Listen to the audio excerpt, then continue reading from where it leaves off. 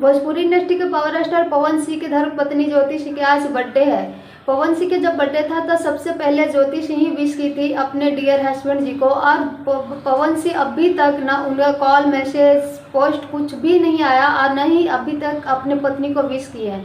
नमस्कार दोस्तों, Radhe Radhe. I hope आप से लोग अच्छे होंगे, मस्त होंगे, स्वस्थ होंगे। चाहे ज्योति सिंह जैसी भी है तो उनकी पत्नी उनको विश करना भी चाहिए था, क्योंकि ज्योति सिंह सिर्फ पवन सिंह की वजह से उनसे दूर रहती है, वरना ज्योति सिंह बहुत ही प्यारी है, बहुत ही अच्छी है, बहुत ही ज़्यादा संस्कारी। ऐसी पत्नी मतलब नसीब वालों को मिलता है। पवन सिंह नसीब वाले ऐसी पत्नी मिला, लेकिन पवन सिंह उस पत्नी को कदर ही नहीं करते।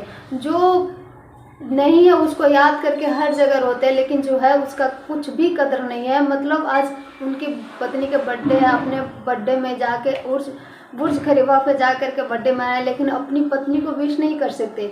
और उनकी पत्नी इतनी अच्छी है कि वो वृद्ध आश्रम, अनाथ आश्रम, मंदिर में जाके सबको दान दे रही है, पूजा कर रही है। वैसे अपना राय जरूर दीजिएगा। Thank you.